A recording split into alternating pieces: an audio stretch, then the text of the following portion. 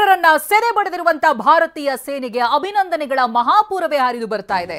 ಲೋಕಸಭೆ ವಿಪಕ್ಷ ನಾಯಕ ರಾಹುಲ್ ಗಾಂಧಿ ಮಾತನಾಡಿದ್ದಾರೆ. ಈ ಬಗ್ಗೆ ಭಾರತೀಯ ಸೇನೆಗೆ ನಮ್ಮ ಸಂಪೂರ್ಣವಾದಂತ ಬೆಂಬಲ ಇದೆ.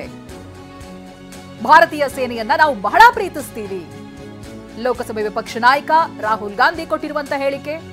ಕಾಂಗ್ರೆಸ್ ಕಾರ್ಯಕಾರಿಣಿ ಸಭೆ ಬಳಿಕ ರಾಹುಲ್ ಮಾತನಾಡಿದ್ದಾರೆ, ಅಭಿನಂದನೆಯನ್ನ ಸಲ್ಲಿಸಿದ್ದಾರೆ. ಉಗ್ರರನ್ನ ಸೆರೆ ಬಡಿದಿರುವಂತಹ ಭಾರತೀಯ ಸೇನೆಗೆ ಅಭಿನಂದನೆಗಳು.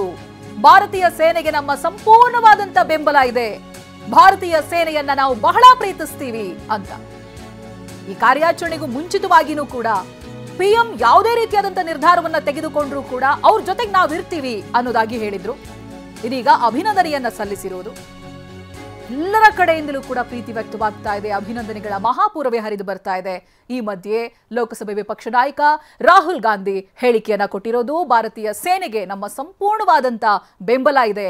ಭಾರತೀಯ ಸೇನೆಯನ್ನ ನಾವು ಬಹಳವಾಗಿ ಪ್ರೀತಿಸ್ತೀವಿ ಅಂತ. ಟೀಕೆ ಟಿಪ್ಪಣಿಗಳು ಇದಕ್ಕೂ ಮುಂಚಿತವಾಗಿ ವ್ಯಕ್ತವಾಗಿದ್ದೂ ಇದೆ. ಬಟ್ ಈಗ ಈ ಕಾರ್ಯಾಚರಣೆಯ ನಂತರದಲ್ಲಿ ಎಲ್ಲರೂ ಕೂಡ ಶಭಾಸ್ ಹೇಳ್ತಾ ಇದ್ದಾರೆ. ಪ್ರಧಾನಿ ಮೋದಿ ಸಂಪೂರ್ಣವಾದಂತ ಅಧಿಕಾರವನ್ನ ಟೇಕ್ ಯೋರ್ ಕಾಲ್ ಅಂತ ಮೂರೂ ಸೇನೆಗಳಿಗೆ ಕೊಟ್ಟಿರುವಂತಹ ಕರೆ ಇದೀಗ ಪೂರ್ತಿಯಾಗಿದೆ. ಎಸ್ಎನ್ ರಾಹುಲ್ ಗಾಂಧಿ ಏನ್ ಹೇಳಿದ್ದಾರೆ ಬನ್ನಿ ನೋಡೋಣ. पूरा समर्थन, full support to our forces, best wishes to them, much love to them, complete support from the Congress party and the Congress working committee. Working committee में हमारा डिस्कशन हुआ. पूरा समर्थन, full support to our forces, best wishes to them, much love to them, complete support from the Congress party and the Congress working committee.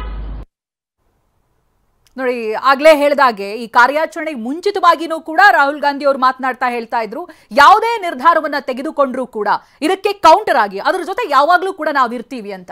ಈಗ ಮಾತನಾಡಿದವರು ಕೂಡ ನಮ್ಮ ಸಂಪೂರ್ಣವಾದಂತಹ ಬೆಂಬಲ ಇದೆ, ಅಭಿನಂದನೆಗಳು, ಸೇನೆಯ ಜೊತೆಗೆ ನಮ್ಮ ಪ್ರೀತಿ ಯಾವಾಗ್ಲೂ ಇರುತ್ತೆ ಅನ್ನುವಂತ ಸಂದೇಶವನ್ನ ಕೊಟ್ಟಿದ್ದಾರೆ.